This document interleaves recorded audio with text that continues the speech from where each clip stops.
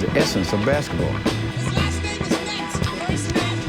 I don't know if you can be a basketball player without experience. B-Ball Radio. What up, everybody? Peace. This is Bobbito Garcia here, aka Cool Bob Love. I'm joined by the co-host, the illustrious NBA analyst, Eric Newman, E-New, getting it going Sunday morning West Coast. I love this new rhythm. Have you had your Java yet? I love my introduction. Cup of, coffee beans.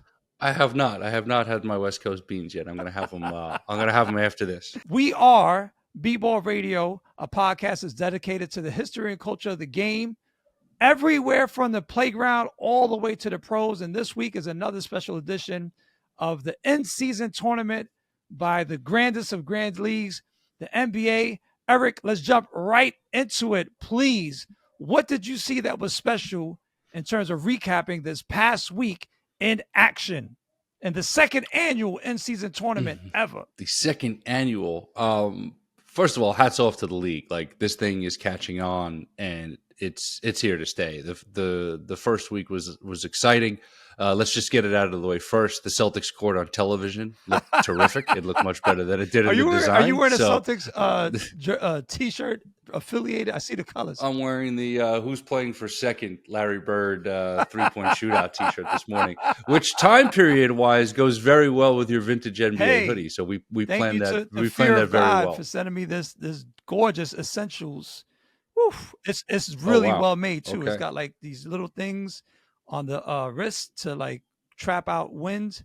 It's beautiful. I'm very happy with it. I'm going to start wearing this a lot to play ball. Anyway, figure out how to get me on that mailing list. Listen, as B-Ball Radio continues to expand, you're going to have to turn away people sending you product. Let's hope. The Golden State Warriors Dallas Mavericks matchup with Klay Thompson returning to the Bay, not disappoint. Something that we obviously highlighted. It did not disappoint. Right. It was, NBA's greatest games material in real time. You predicted that last episode. You saw it coming. And literally, hat off to both of us. And the fans had the captain's hats. And the setting was incredible. It reminded me of Gilligan's Island. Remember Gilligan's Island TV show? The skipper too. Yep. You get it all here on B-Ball Radio. The millionaire and his wife.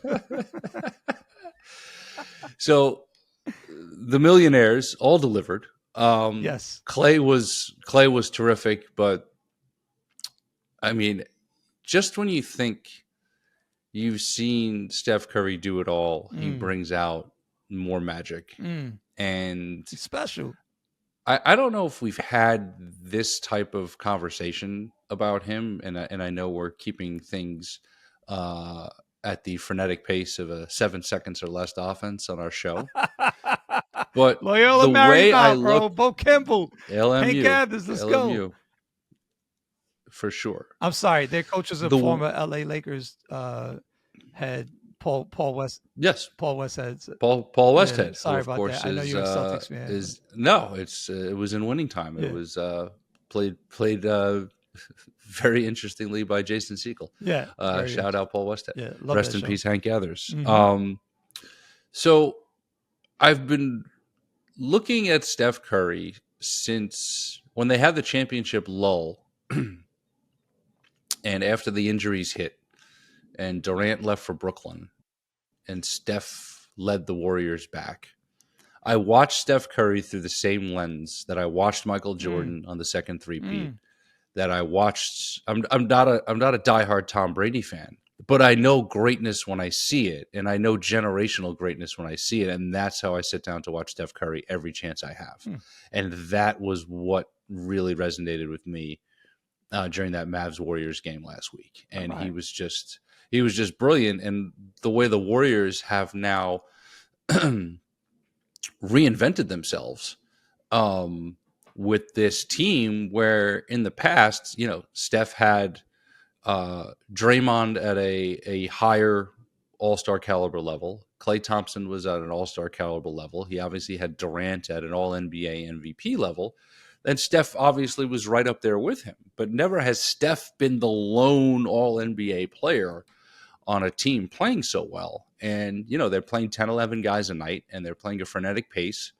And Buddy Hield, who's someone we also talked about last week, continues to impress, as does Jonathan Kuminga, now coming off the bench. And, literally the Gilligan's hat off to the Warriors, and hats off to Klay Thompson, too, for coming back there and delivering a great night. And I know it was emotional for him. So that obviously was the big first thing that stood out from week one of the in-season tournament. Yeah, So but we also had a couple of 50-point games well, with that too. Wembanyama, and I love seeing him play, bro. Been up on him since he was in high school. My brother Kevin Coolio, who was a former guest here on B-Ball Radio, shot him for the cover of Slam magazine while this is pre-NBA, and he's delivering, and he might be exceeding expectations at this point, this early in his career. So props to Wembanyama, definitely bringing excitement to the league, given that international lens, and all that he's bringing. He did the sham guard last year, in game, in the paint. That's wild difficult Crazy. for a dude of any size to do in the paint, but he did it on the canvas and hit him with the whip wop and still hit the two-piece. So loving Victor, got to come up with a nickname for him. I nickname him Web3, but that didn't stick. But he's World Wide Web, man. He's extra super duty to the utmost, man. But all right, but so let's not stay stuck in the past, because we got a full week. Well, one more thing. Let's shout out. Let's shout out Giannis. Had 59 points last week. Yes. The Bucks obviously having a tough start to the season, and De'Aaron Fox put up a 60-piece for the Kings in that matchup with Minnesota, and he is electric. And I think the Sacramento Kings are going to end up having a really, really strong season, regardless of whatever their regular season record is. Once that team gets into the postseason, you said that last week too. You said that last episode, and I'm following your lead, bro. You're on your way to being on camera in front of billions of viewers, man. Your analysis is extra on point, yo. My man E-New, Coach E-New.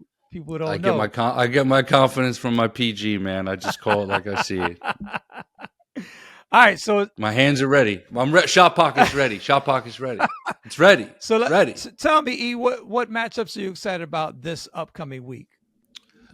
Well, it's funny you should say that, Bob, because on Tuesday night, the 14-0 Cleveland Cavaliers are trotting their way into Boston. With Ty Jerome coming off the bench. Yo, what? Stop playing. With Ty Jerome, New York's finest Ty Jerome, carving out a great role with the Cavs. That continues to be consistent. And, these teams have – there's no bad blood here. The Celtics won the playoff series last year in 5 games against Cleveland. But there's been some – that was in the first round, right? Last fun second round last year. Okay. Second round. There's been some fun games in big moments for both teams against each other. Donovan Mitchell has had some very big games against the Celtics. Obviously, Tatum and Brown have had big games against everybody the last few years. And Cleveland, as we've spoken about, has been this team where people have asked, are they going to be able to get it together with this core? A lot of people questioning the Garland-Mitchell backcourt pairing last year when they really couldn't find a rhythm. And part of that was because of injuries in and out of the lineup. And now that they've been consistent, now that Evan Mobley, again, he's been widely talked about as taking that leap forward as a two-way hybrid four-man who many, including KG, say, hey, he reminds me of KG in terms of that skill set, the bounce, the wiriness, and what he can be. And then Jared Allen is one of the most consistent 5 men in the league and just a consistent double-double machine. So you combine that with the Ty Jeromes and the Dean Wades. I don't know if you've heard that bit from KG and Paul on the show. Paul calls Dean Wade D-Wade, and KG won't stand for it. And it's some pretty funny stuff. And then, of course, a story and a player that I think his story gets lost in the shuffle, and that's Karis LeVert. Karis LeVert was the best player on the Brooklyn Nets playing under Kenny Atkinson before they decided to go the super team route with Durant and Kyrie and James Harden, and was leading them, in some tough, hard fought first round playoff series where they were the underdog and they didn't have enough and they would go home early.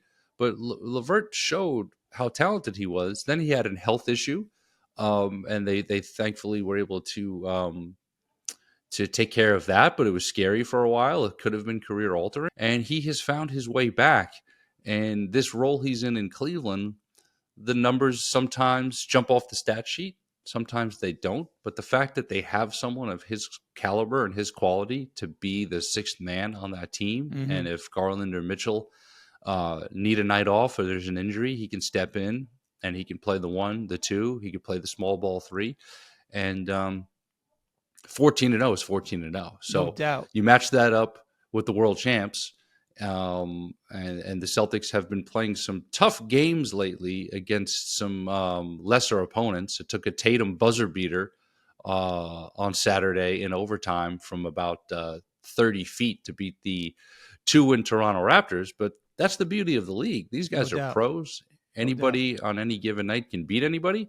And, the Celtics and the Cavs tipping off Tuesday for the in-season is going to be a great game. Speaking of the Raptors, and I'm going to, I want to keep on schedule.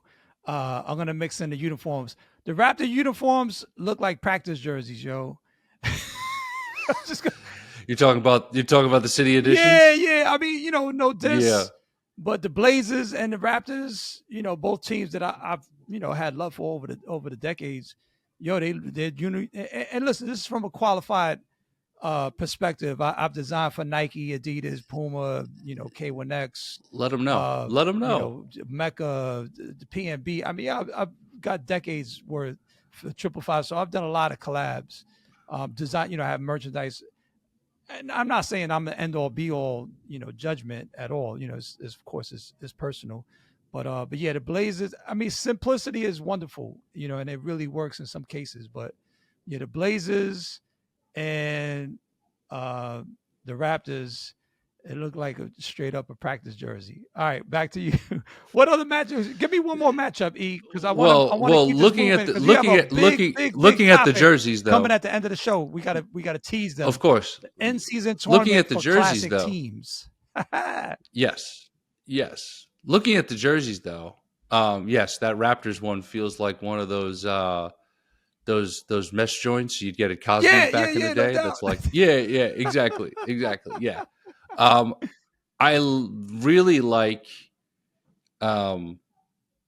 This is hard for me to say. I really like the Sixers ones, because they've got the ode to the spectrum on the side. Come on, I was gonna say the Sixers and the Memphis Grizzlies, and I'm not just saying that because I'm 58, but they just kind of stand out, and they bring you that sort of aesthetic of. Yeah, I mean, look, the whole premise of doing a tournament is not an NBA capture. It really comes from the essence of summer basketball, where you got tournaments and you got people out playing, whether they overseas pros or college players or high school players or exceptional playground athletes that aren't in the ranks but just can excel, right? And so it gives it this sort of vibe. And to me, the idea of a tournament goes back to Mr. Holcomb Rucker, who in 1946 invented the idea of outdoor summer organized basketball for youth, which then leads to the explosion of the sport, in Harlem, and then that ripples. And so anyway, I'm giving you a context. And so for me, I'm all about moving forward in progress, but at the same time, when we give back to the past and pay tribute and homage to it properly, Memphis Grizzlies, 76ers, you're winning. Props, yo. But I also you talked about Cleveland. They put the land on there. That to me, that looks super fly. Any team like the Lakers did the show. Any team that kind of flipped it and said, okay, everybody knows it says the LA Lakers, but we're gonna put something completely different that's a little more coded on the. I love those. So props to whoever was behind those decisions. They're making good ones, and of course, it sells merchandise, creates revenue for the league. That helps them with marketing and extends. To me, it all goes back to, if people are excited about the league, then they're more likely to be playing. So for me, the baseline is that people are being motivated to get out there with their own court, with their own basketball, and participate in this lovely global sport, which is the number one participatory sport in the world. Say that It's again the number for one those who participatory yeah, sport say in that. the world. Now, according to whatever association, how they figure that out, I don't know. I don't think they're out there with a ticker being like, hey, this many people play soccer. It's an estimate. Hold on, let me get my Yeah. clipboard.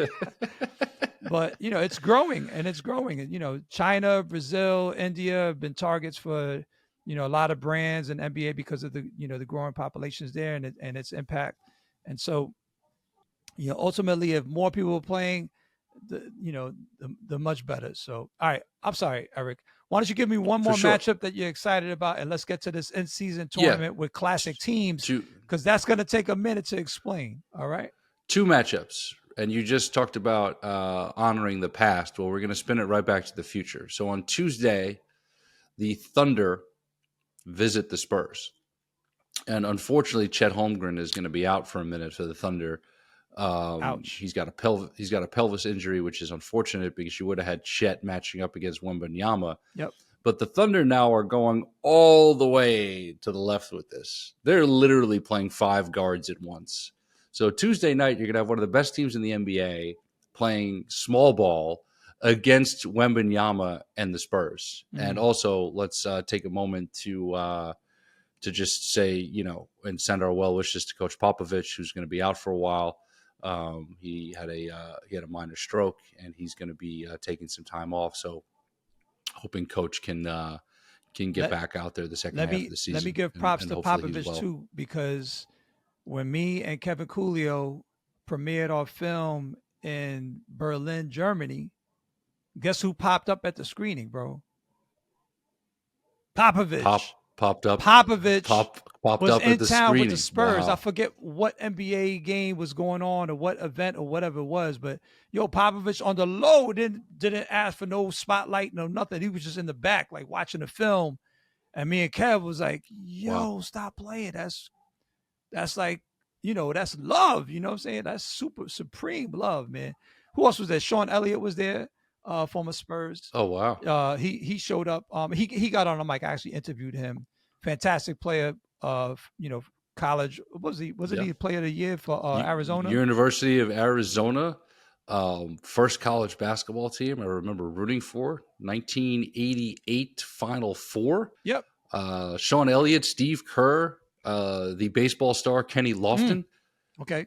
Yeah, love the late 80s into 90s Wildcats. Yep. Anyway, wow. So that's a little side note since you mentioned That's Popovich. I just want to give Pop some love, personal love, not just like, aside from his NBA greatness. He also signed Mario Elie and won a championship with him. And Mario is a childhood friend of mine. We grew up in the same building, and he was part of that. Oh, I didn't know you knew each other like that. I'm a huge Mario Elie fan. Yeah, right, well, we're gonna have to plan that out. We went to the same grammar school. I watched him when he was on the 8th grade team. Then I watched him at Powell Memorial.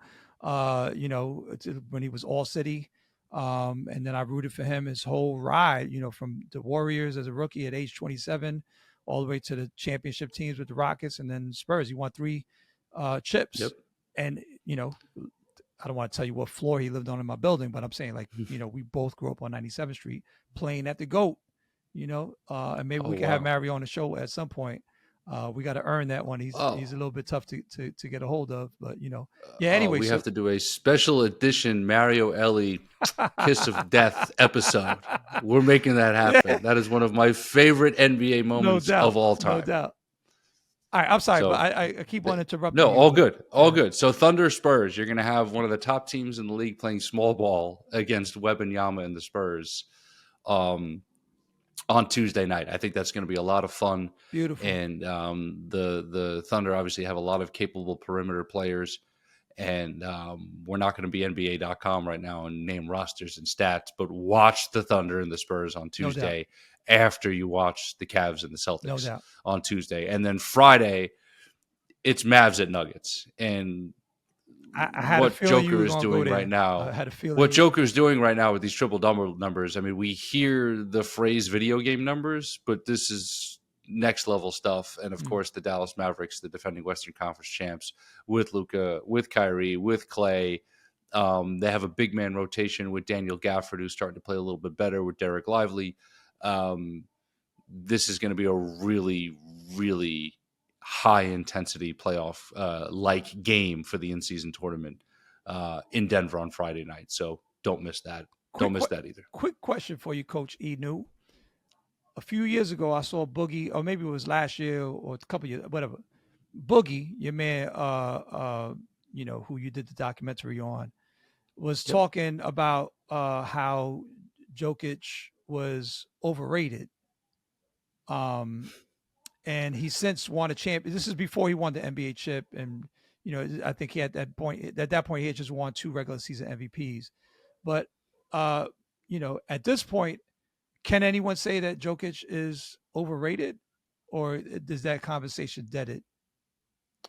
I don't know how that's possible. I think Boogie was still in NBA competitor mode, but I don't want to speak for him. Sure. I wonder if that was a show that I was producing. Probably. But I remember seeing it, be like, "Yo, wow, he said that." Yo, I mean, Boogie's, you got to have listen, balls, Boogie's got balls to say that, Of course, and I obviously Boogie played against him. Yep. And Boogie's got one heck of a competitive spirit, but no, there's no way at this point you can say Jokic is overrated. What he's doing out there is incredible, and not to mention, he can barely jump over a phone book. Nor does it matter. The IQ. Do our younger listeners even know what a phone book is? That's a very good point. Maybe just a phone book is an iPad. He can barely jump over an iPad. Yeah, he can jump over an iPad. A MacBook Pro. And what's interesting about Denver, Bob, is this is not the same team that won the 2023 title. Like, yes, it's the same core with Joker and Murray, but Aaron Gordon is out, and their role players have changed a bit. They're having some younger guys step into roles that the Kentavious Caldwell Popes were in, the Bruce Browns were in, and they're slowly finding their way. And of course, Dallas is trying to find their rhythm as well, coming off of their NBA Finals appearance. So a lot of greatness in this game Friday, but no, you cannot say the Joker is overrated. That's not something I can get behind ever. All right. So is it time to the in-season tournament with classic teams moment? Eric, do you want to explain that? Because let me explain the motivation, here, bro. You're going to get all the fantasy league dudes like upset with this because you beat them to the punch. Well, I loved what you said a few minutes ago about how, summer basketball and the tournament and the bracket and all of that, how that has had such an impact on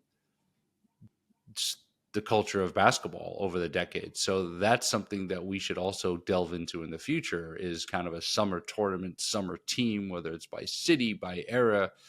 That's something we should do as well. But I was thinking about just creative things that we could add to the mix during this in-season tournament window. And, the argument and the debate that I think unfortunately has been so played out and overdone, of course, in NBA is the GOAT conversation. And we get it.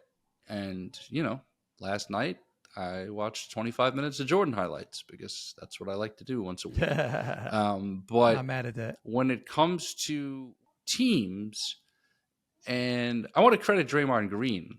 So for as much trash as Draymond talks, and as much that he thinks that his Warriors team at their best could beat anybody, he's also respectful of the fact that you have to look at these things through generational lenses and different eras. So I thought it would be fun to look at the window of the last 45 years, which is marked by Bird and Magic coming into the league in 1979-80, and look at all the great teams with the prerequisite, though, that you have to win a title. And I tiered out in an effort to put a 16-team bracket together, which is going to be a work in progress. But I wanted to present today the tiers. So there are 4 tiers of 4 teams.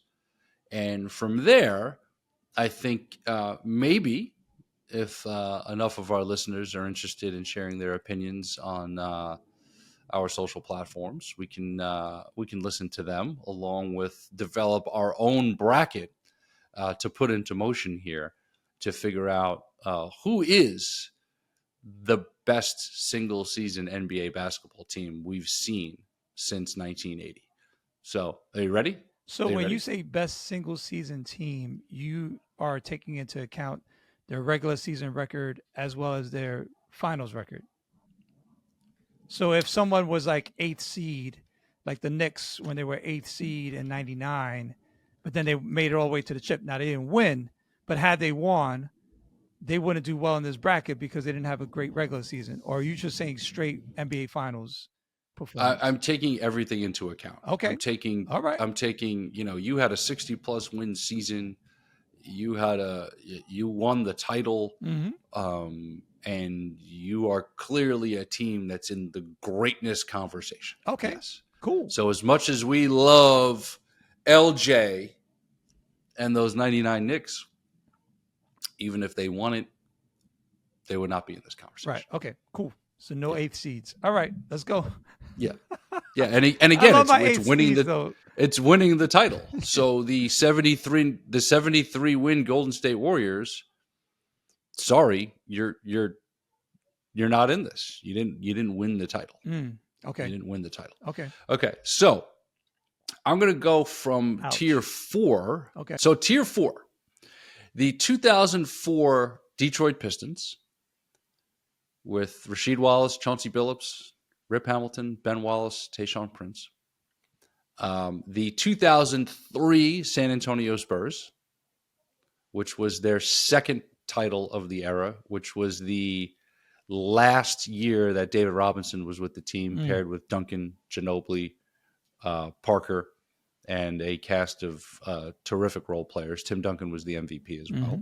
The 2016 Cleveland Cavaliers, who beat the 73 win Warriors, and the 2014 Spurs I have here as well, which is a very different basketball team than the 2003 Spurs. And of course, Kawhi Leonard emerging as the finals MVP when they beat the Miami Heat, which was LeBron's last year in Miami before returning to Cleveland.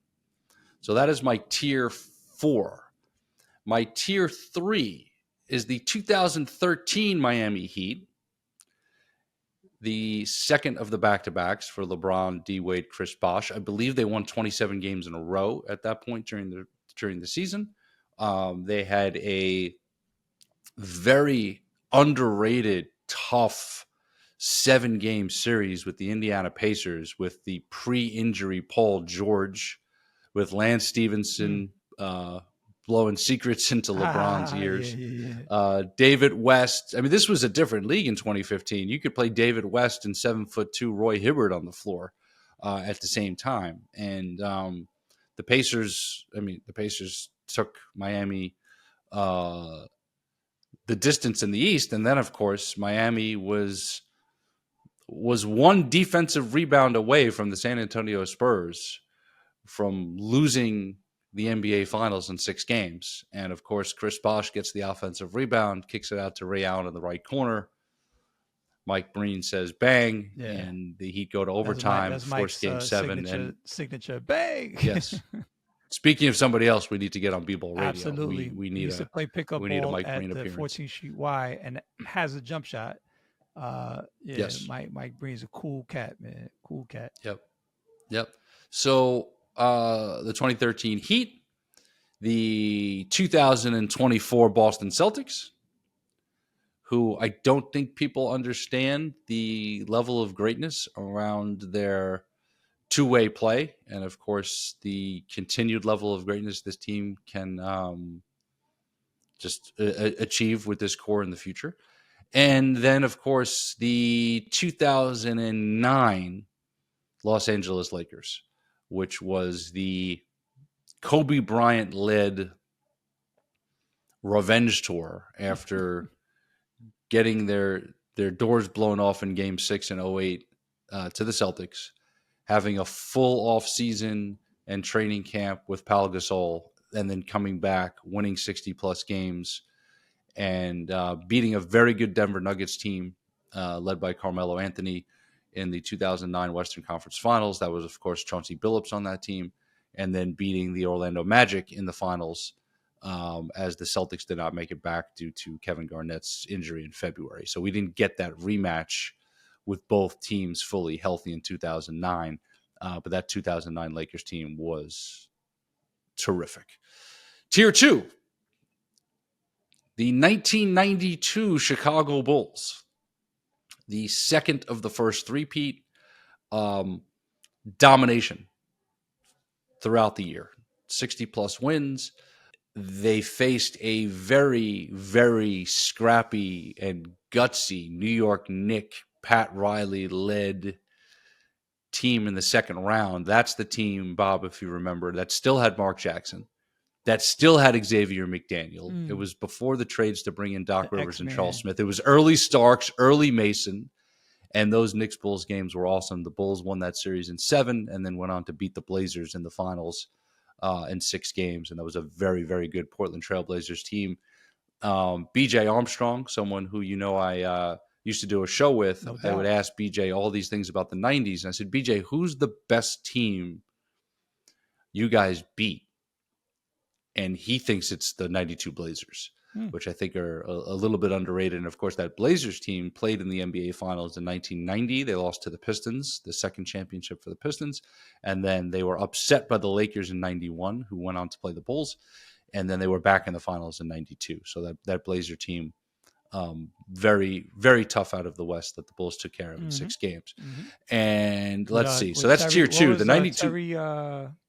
Was a point guard? Terry Porter. Terry Porter was Porter. a D3 product.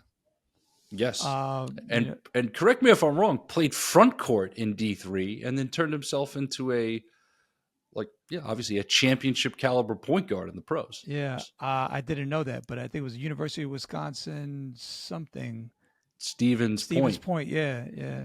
Very few people have come out of Division 3, but shout out to Terry and the Blazers of that era for sure. That's part of today's deep cut with Terry Porter. Rest in peace, Jerome Kersey. Rest in peace, Kevin Duckworth. Rest in peace, Uncle Cliff Robinson. Wow. And of course, Buck Williams on that team too. That's cool. It's kind of crazy to think about. Yeah. But yes, so 92 Bulls, the 2000 Lakers, the first of their three-peat, 67 wins, a thrilling 7-game series against the Portland Trailblazers in the Western Conference Finals, coming back from 15 down in the fourth quarter. Everybody remembers the Kobe lob to Shaq. They actually had the lead at that point. That just shut the door. If you're listening to this and you have time, go to YouTube, put that game on, and watch the fourth quarter and watch Kobe Bryant's greatness bringing the Lakers back into that game.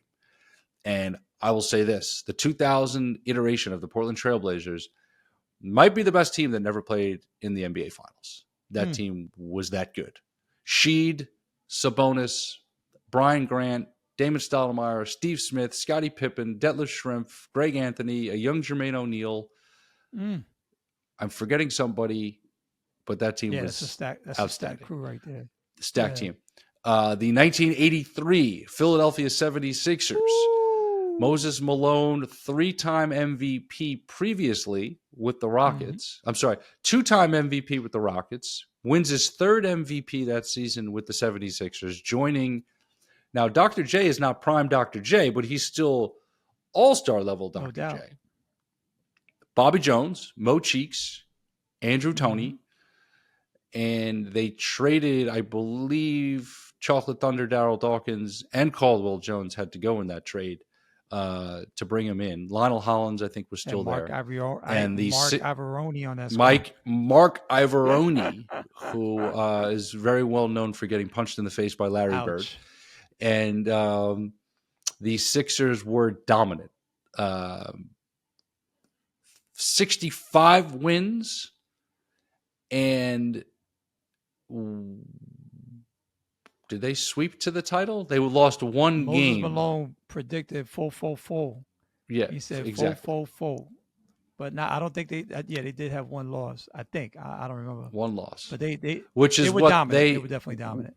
which is what they have in common with the 2001 Lakers. But the 2001 Lakers did not have nearly the regular season that the 2000 Lakers had. The 2001 Lakers, of course, their only loss in the playoffs was the 48-point game by Allen Iverson in Game 1 of the 2001 NBA Finals when AI put in that ridiculous performance, and then the Lakers won 4 straight. So tier 2, you've got the 92 Bulls, the 2000 Lakers, the 83 Sixers, and love them or hate them, the 2008 Boston Celtics make tier 2. And yeah, I'm making the list, so yeah, I'm biased. But 66 wins, a all-time defense, 3 Hall of Famers with Rondo potentially being a 4th. Yeah, he'll get there. Not to mention great role players, a dominant team, and a team that, if it wasn't for injury, should have won at least 2 titles, if not 3. So the 08 Celtics are there.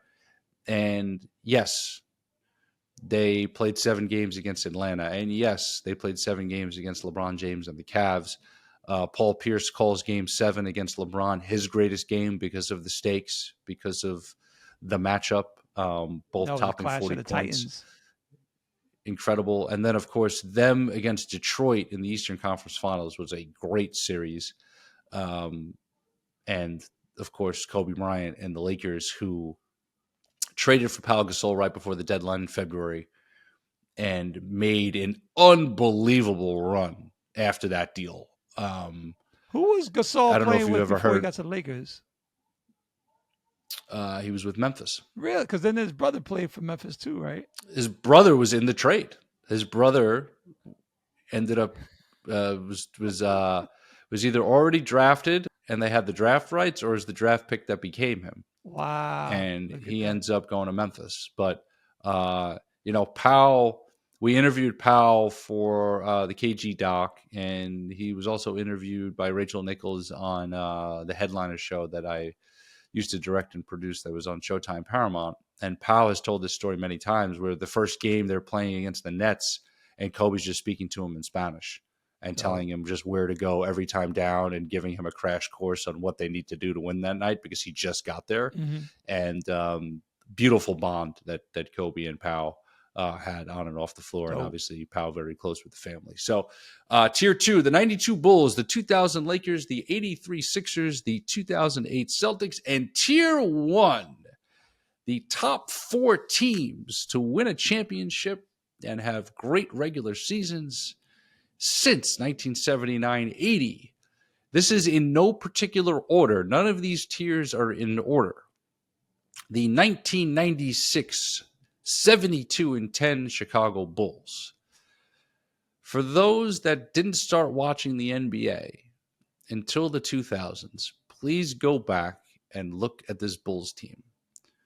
MJ, first full year back after returning in 95 during his retirement / test run of trying to be a baseball player. The addition of Dennis Rodman, the continued evolution of Tony Kukoc as the perfect sixth man. And the first three-peat, you had Paxson and BJ Armstrong kind of playing off of MJ as that sharp shooting backcourt mate. Now you had former All-Star 6'6" Ron Harper, who could still lock up playing in the triangle. So you had Harper, Jordan, Pippen, Rodman, and a very capable role-playing center who could post up, rebound, and defend, and that's Luke Longley.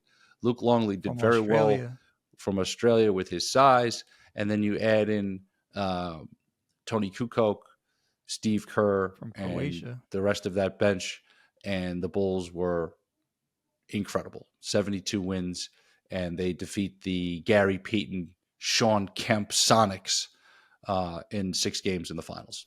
Let me mention that. Then, Let me yes, mention just quickly that to that point, the record was 72 wins by the 72-73. No, not this. 71-72 Lakers had set the record with 72 wins. 69 wins was the previous record in the regular season by the 71-72 Lakers, who that season You sure won 69? 33 straight games. Oh, okay. So that record still stands Yes. in professional Yes. sports. Nobody had won 70 before. Yeah. 69 was the record by the Lakers. Okay. Well, that 71-72 Lakers squad was also the franchise that tried to get Joe Hammond, who was a Rucker legend at that point already, hadn't played high school or college ball, strictly asphalt phenom. And they tried to sign him and he passed on it because he was making more money in the street. But that's how good Joe Hammond was. To put it in perspective, the best team in NBA history until the Bulls comes along in the 90s, regular season, and they won a chip.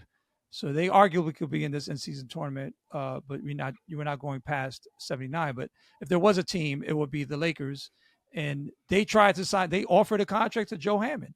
That's how good Joe Hammond, aka the Destroyer, was. Just sit on that for a second. But let's go back to the 96 Bulls. Yeah, and I listen, I had to draw the line somewhere. No I also don't think it's I don't think it's fair to cross the conversation with the merger with the NBA and ABA, which didn't happen until 1976-77 season. So that makes it tough. So hopefully those listening are appreciating the heck out of this. So you got the 96 Bulls. You got the 1987 Showtime Lakers, who it's they won the title in 80, they won the title in 82, they won the title in 85. But in 87, even though it's an older Kareem, it's Magic's first MVP season, as he's taking the MVP torch from Larry Bird, and we'll get to Bird's crew next. But it's James Worthy now really elevating to his next level. It's Byron Scott elevating to his next level. It's Michael Cooper arguably at his best, and it's the addition. We talked about Klay Thompson. It's the addition of Klay's father, Michael Thompson, the former All-Star with the Blazers, the Bahamas, who. Yep. We got a lot of international players we're mentioning here. Tony Kukoc. I mean, B-Ball Radio is global, fam. We are global. Come on. Michael Thompson. You mentioned Tim Duncan earlier. He's from Barbados. There you go. I definitely mentioned Manu Ginobili at some point. You sure did, from Argentina. He's not from Europe. Definitely mentioned Arvydas Sabonis. Yes. And we mentioned the Sacramento Kings, so there's Domantas Sabonis. And I'll keep going. But the 87 Lakers, with those additions, they ran through the West and they faced the defending champion Celtics in the finals, who were decimated by injuries. And the Lakers beat them in 6 games. And that, I feel, is their best, most well-rounded team. The records and the numbers also back that up. So you got the 87 Lakers, the 96 Bulls, the 1986 Boston Celtics, who won 67 games, who were 40-1 at home. That offseason, after losing the 85 finals, they traded Cedric Maxwell for Bill Walton. Bill Walton somehow was able to play 80 games after years and years of being injured, being ravaged by injuries. Becomes the 6th man of the year with the Celtics. And you have Bird, Parrish, McHale at their height. Larry Bird at the time was the best player on the planet. Wait, what year is this? 1986. Oh, his so this third is the MVP year in a row. After Bird built the driveway for his mom's, and he's injured as well. So you got Bill Walton and Larry Bird barely walking out the locker room after games. So the Bird. So for those of you though that don't know, Larry Bird refused to hire a contractor to pave his mother's driveway, And Bob, I have to fact check. Is it the summer before that season or after that I don't season? know. But It's that's right the around first that. that's the first thing that eventually leads to the serious back I think it's issues, of 86 because you're course, saying the of Lakers won in 87, yeah. right? Yeah, 84 the Celtics win, 85 the Lakers win. They shoot the Converse commercial, Yeah. Magic and Larry. Then in 86 the Celtics beat the Rockets, which is what we're talking about right now when the Rockets demolished the Lakers in the conference finals. Not even close. Beat them in 5 games. Ralph Sampson with that crazy shot in game 5 at the Forum. And then in 87 the Celtics beat the Lakers. So you had this incredible window in the 80s where they're at their all-time greatest level doing battle. And Larry Bird 1986 was magical, as was the team. So as I was saying, 40-1 at home. That's the year Bird says in Portland, I'm going to play left-handed tonight, and scores 27 of his 47 points left-handed against the Blazers. That's the year that Larry Bird was 1 steal shy of a quadruple double in Utah, but didn't want to go back in the game to get it in the fourth quarter because the game was out of hand. And that was the best Boston Celtics team of all time and one of the greatest teams of all time, that basketball team. And, they ran their way through the playoffs. They lost 1 game to the Dominique Wilkins explosive Atlanta Hawks. Neek was the scoring champ that year in 1986. And they beat that talented Rockets team led by Olajuwon in his second season. That's how great Olajuwon was. He was demolishing the Lakers in the conference finals in his second year. Sampson and Olajuwon, Rodney McRae from Mount Vernon, New York. Mitchell Wiggins, may he rest in peace, father of Andrew Wiggins. Lewis Lloyd, Robert Reed, may he rest in peace, also on that team. No match, though, for the 86 Celtics. And then the final team in Tier 1, again, consisting of the 96 Bulls, the 87 Lakers, the 86 Celtics, is, of course, the 2017 Golden State Warriors. Wow, you putting them in the you put them first in year the with Shark Kevin Tank, yo. Durant. Durant, Curry, Clay, Draymond Green. Just thinking about what that looked like, Bob. They played a Cavaliers team in the finals, who was still a very good basketball team coming off of their championship. LeBron, Kevin Love, Kyrie Irving, the rest of the supporting cast. But even looking at the journey of the Warriors through the West, 60-plus wins. And when you see teams and you're like, okay, well, they're great, but they could be tested, or they're great, but, they got to show the world they can do it. I mean, there was no doubt with this Warriors team. And talk about the greatness of Steph Curry and the awareness of, okay, we just added Kevin Durant. Our rotation's different now because we had to change up our salary cap situation and make the money work and bring in different kinds of role players. And Steph Curry was the guy that said, okay, I'm going to take the step back here and make sure this works. So his points went down. He already perfected the step back. Yep. He had perfected so much. And,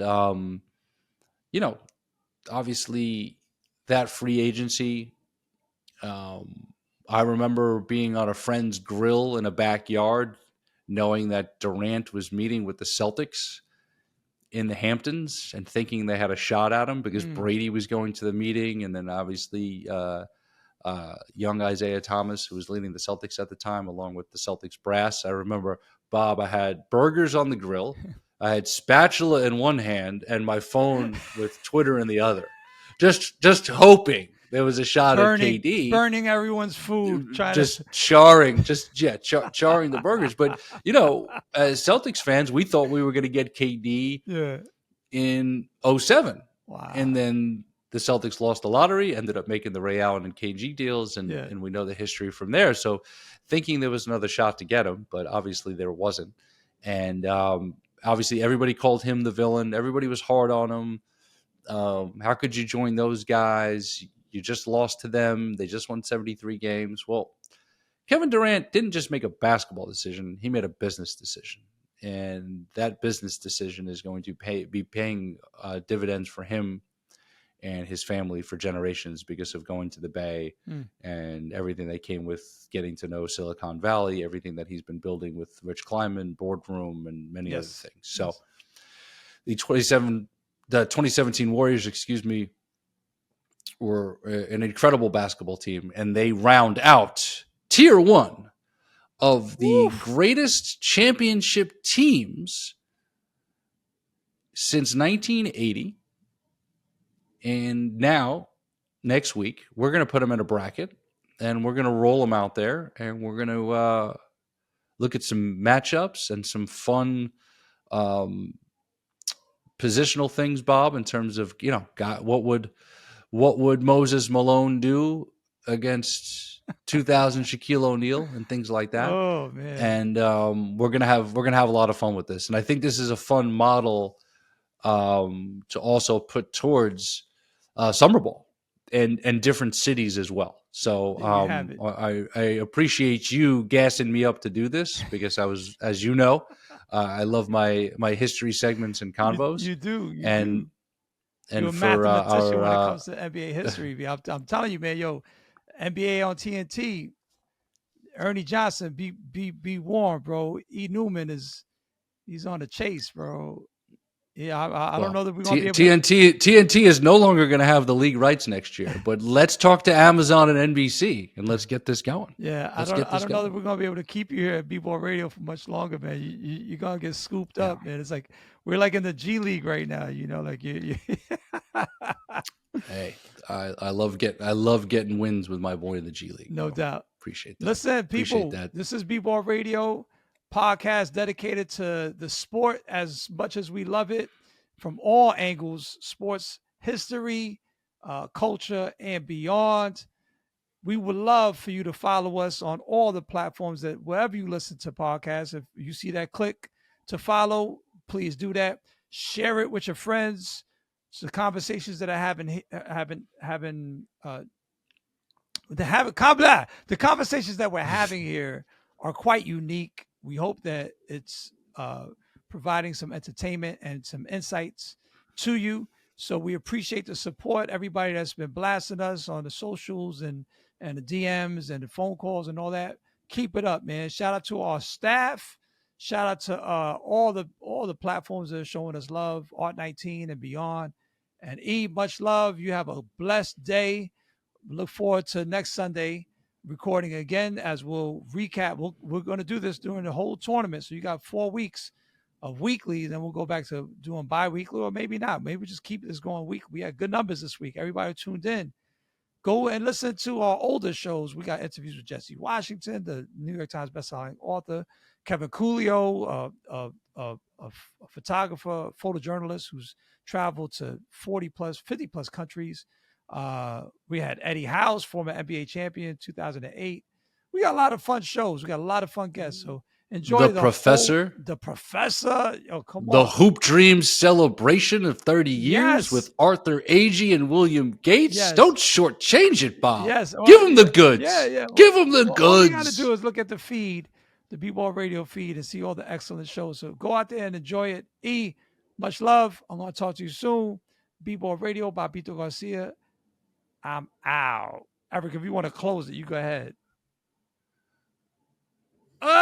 B-Ball Radio. Shout out to the team. Bobby Brooks on the edit.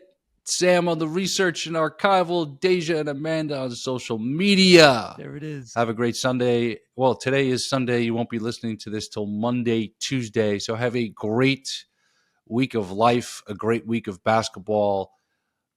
Share the content. Share the love. Talk about this all-time bracket. We'll catch you next week. Peace. Later. B-Ball Radio.